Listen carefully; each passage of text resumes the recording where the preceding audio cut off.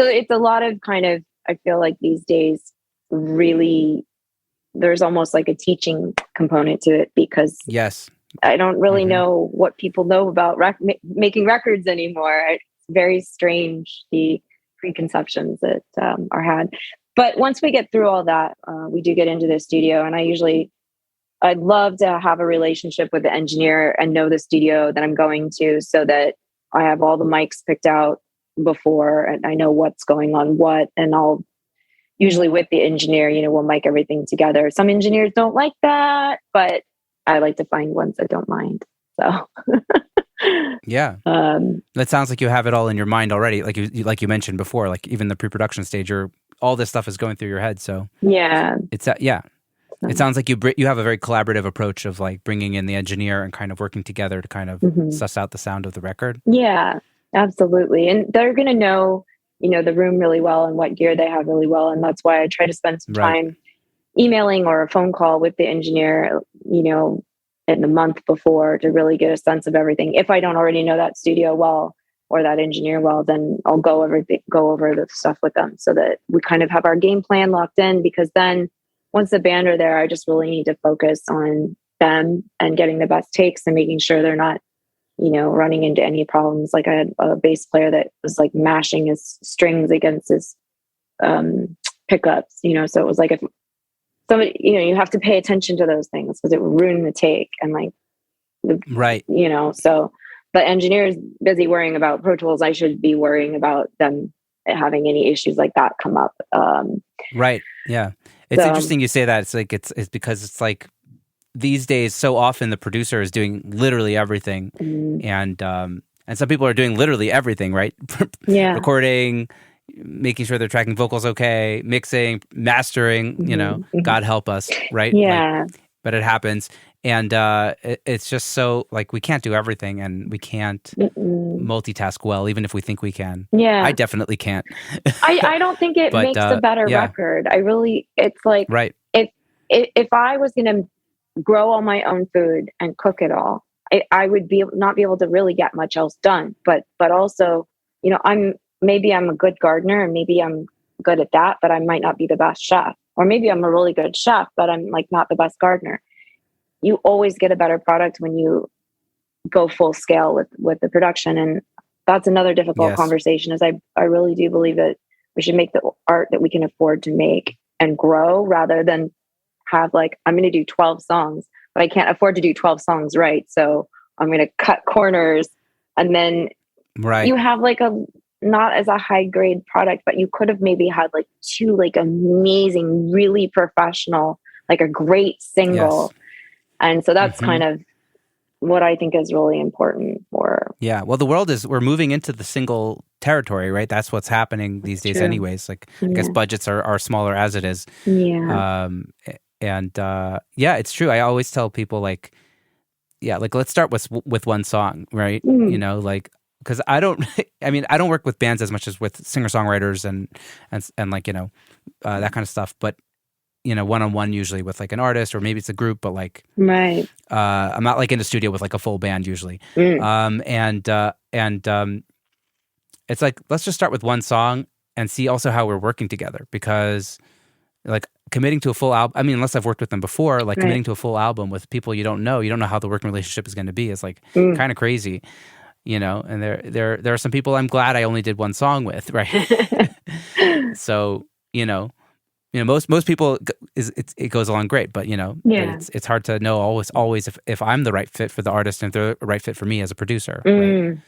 Yeah. So starting small sometimes is also a good move in like that kind of a working relationship sort of sense. Yeah. But yeah, you should. But I like what you were saying about that, about like the production you can afford, like do the best you can and figure out what that is. Right. Well, because a lot of times people are like, oh, well, I can't afford a producer. And I'm like, well, let's have a conversation about what your goals are, because maybe you can afford, something different than you're imagining. And they're like, I want 12 songs. I'm like, maybe you do 4. Maybe we do 4 together. Like that's, maybe you can afford 4 really great songs. So it gets tricky, but I think it's worth having, because I really do believe in quality over quantity.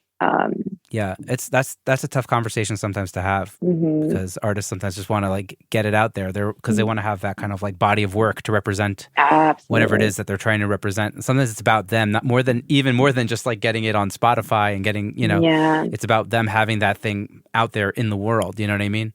Sure. Like I recently finished a record where it was like, I wish we had like more time to like do like a few of these songs like really well, but like we got to get it all done. And, it is what it is. So you do the best you can. Sometimes you take those gigs anyways. Yeah. But that's another important conversation to have, I guess, is content versus art. And I think we're in an era of like content, and every artist is going to manage their career differently. Well, then maybe they have a manager. That's amazing if they do, as long as the manager is good for them. But, like, I think that's sometimes part of what I hope I can help artists with is not management, but some of that self-reflective guidance and kind of pumping the brakes, because it is really hard. Like, I know very well what that's like. I feel pressure all the time. Like, gosh, I haven't released any new music in 6 months. Oh no. But it's like, when you look at some of the greatest music and some of the great records that have come out, there were like 4 or 5 year gaps between. And some artists did 2 records before they had a hit. And some artists were signed to the label for like 2 years before they did a record, and when you look at that, it's like, it used to be a different process, and there was a lot more nurture of the artist. And I do really believe in that, because what we're doing now is like a quick, it's like boom and bust penny stocks. And like, you just can't treat art that way. You really just doesn't. I totally feel that. There was an awesome interview with Victor Wooten that just came out with on Corey Wong's podcast. I don't know if you know Corey Wong. No. From Wolfpack. Okay. So I'll send this to you afterwards. Yeah. But Victor Wooten, I'm assuming. No. Bass player? Okay. Yeah. Anyways, he's amazing. Okay. He's like a bass virtuoso, basically. Fantastic. And he was saying how like when you go to a live show, it's like a full foot, it's like the full 12 inches or whatever. And then you get a vinyl and it's like 8 inches. Right. And then you get a CD and it's like 6 inches.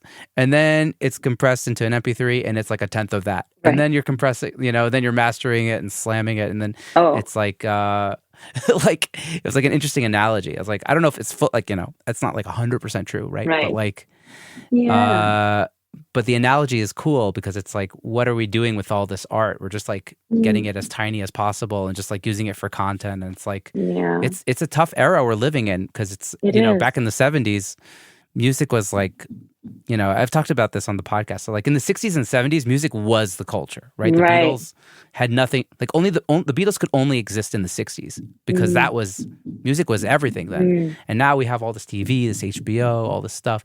Like, music is part of it, and sometimes it's a soundtrack, but it's not like the culture like it was back then. And, and we're living in this very like ADHD kind of landscape of 2022 on the internet. There's been a lot of devaluation of music as an art form. I think it's especially with things like Spotify, and again, that's something I always talk to artists about. I'm like, they're very focused on their Spotify numbers, and I'm like, can you tell me what those numbers are going to do for you? Like, what is it? Have you really thought about what is that? What does it equal? They're like, well, I have a million streams. I'm like, okay, and what? And then what? What happens? What does that equal for you? Have you seen royalties? What is your return on investment? So it's important, because it's almost like they're being trained to devalue themselves, which is terrible, because they don't realize they're looking at the wrong metrics, right? Like, I've had people come on the show say that they've been to shows where, like, an artist that has like 2,000 followers on Instagram packs the house, or like has like 30,000 streams packs the house, and then somebody who has millions of streams, like, there's like 12 people at the show. Like, it doesn't necessarily correlate to like invested fans. Right? Yeah, you could have 200 fans on Bandcamp who buy everything you put out and be making much better money than the million streams on Spotify. And it isn't just about money, but it's like the mindset. It's all about the mindset that this kind of devaluation and I don't know I don't always know if they are aware of what they're chasing. And if they do, then fine, because maybe they're like looking for A&R reps and they know that A&R reps are going to pay attention to their Spotify. Totally. If that's where they're dialed in, then like I'm on board. But if they're just kind of like, well, this is what I have to do, I'm like, have you thought about why? Because, I think artists are creative enough people that if they want to, they could come up with their own viral stuff. They could come up with their own ways to be creative and be seen and heard. And it doesn't have to be what everybody else is doing, and those are the artists that always rise to the top too. If you think about it, like somebody like David Bowie or, all the great artists we had, they're not doing exactly what everybody else is doing. They're doing things that are very often everybody thinks are like bizarre or weird or, I mean, look at Radiohead in 2007, exactly. Within Rainbows, like pay what you want. Everybody's like, downloading stuff for free and they're like, okay, pay whatever you want for this record. Yeah. And they made more money than they had with their previous release. Right. That was amazing. Right. Yeah. So sometimes you have to flip the model and think about what you're doing rather than just kind of, following along. I don't always think that's healthy for artists. So. Yeah.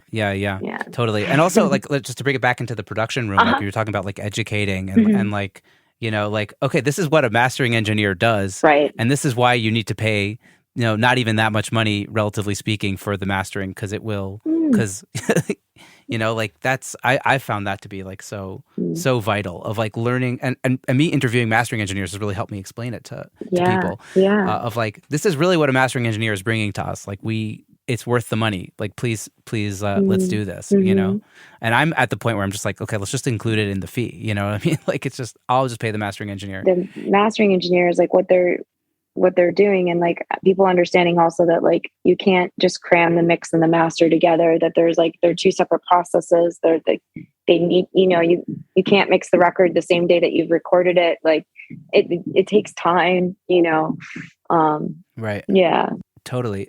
So I mentioned before that like the one thing that kind of jumped out to me in your productions was distortion. Do you have any like tried and true techniques that you find yourself coming back to kind of get like really crunchy sounds? Anything that you're thinking about maybe when you're approaching a record and trying to get like a certain texture out of it? The distorted stuff, I'm guessing you're thinking of the explosives for Her Majesty stuff. Yeah. Okay. Totally. Yeah. With that project, a lot of my distortion mindset comes from I like when my synths sound like guitars, and sometimes I play like a little game of like, is it a synth or is it a guitar? And I'll ask people like, do you know which one is which? And so I try to use some of the distortion and crunch because I was like a guitarist first before synthesizers stole my heart. So I try to keep in my mind's ear the the guitar sound, the guitar tone and crunch that I like, that heavy, rich crunch that you might hear on something like an Alice in Chains record, and then apply it to the synths that I'm working with. And sometimes I will use, guitar amp simulation on MIDI synths to get some of that crunch. There's also, it's like stock in Ableton. It's not anything fancy, but they have a little plugin that comes with the software that is like a cruncher, but it's not meant for guitars. I think it might be some sort of bit crunching or bit reduction. And I like to add that in there after I EQ it. So I'll EQ to like make it kind of muddy first, which is like maybe not what you would normally want to do. And then I'll put the crunchy on. It's like a Sunday. Audio Sunday. Nice. Get the muddy going and then get the crunch on top. But yeah, Ableton has like some amazing just stock stuff in there, and it's really helped especially when I first started out. Automation was so simple for me in Ableton versus Pro Tools. Like, so I could just hit record and then move all the controls, and it recorded what I did to any of my plugins. So that was like a game changer in terms of controlling some of the sounds that are in the explosives for Her Majesty stuff. Right. Being dynamic